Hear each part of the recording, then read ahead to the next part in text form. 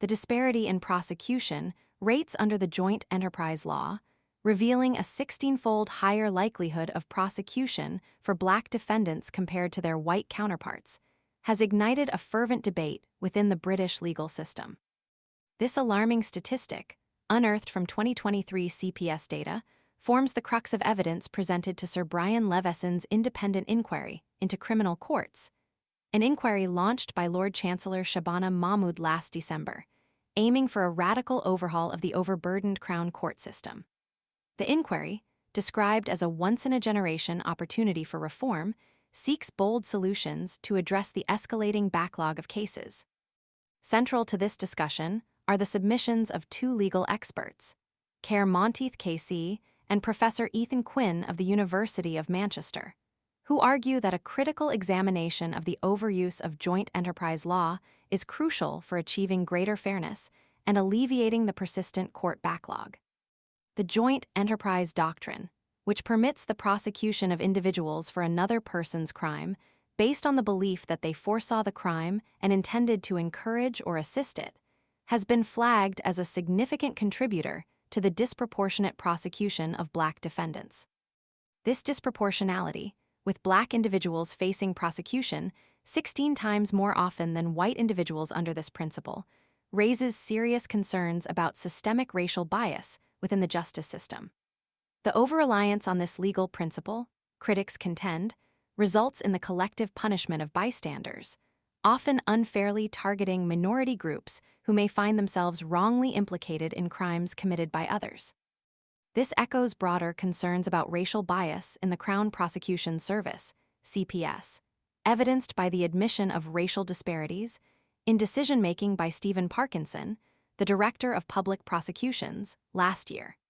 This admission followed revelations that minority ethnic defendants were more likely to be charged with the same offenses compared to their white counterparts, highlighting a pervasive pattern of unequal treatment within the system. The impact of this bias extends beyond mere statistics, reaching into the very fabric of individual lives.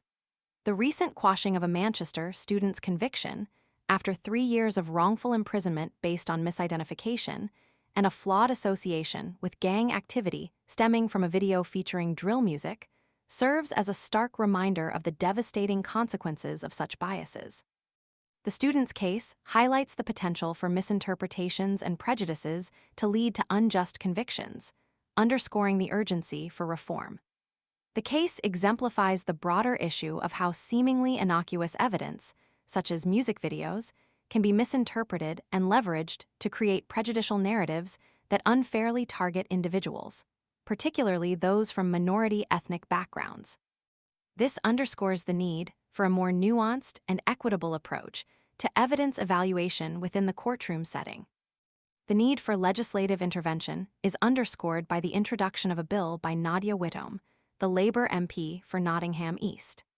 This bill aims to ensure that when rap music evidence is presented in court, its relevance and reliability are rigorously assessed, and its potential to generate prejudicial biases is carefully considered and mitigated.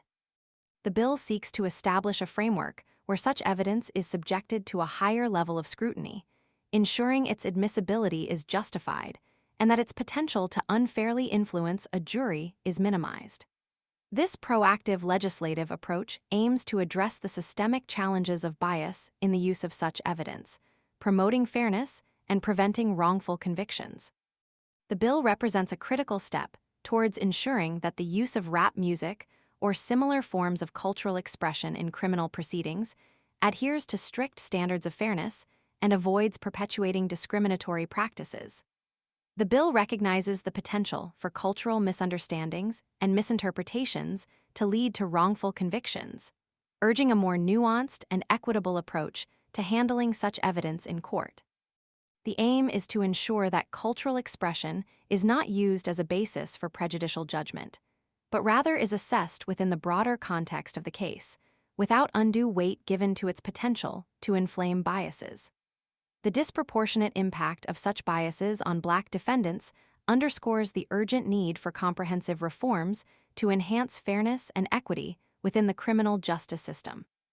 The pursuit of these reforms requires a concerted effort from policymakers, legal professionals, and community stakeholders, working together to dismantle the systemic barriers that perpetuate racial disparities in the application of justice.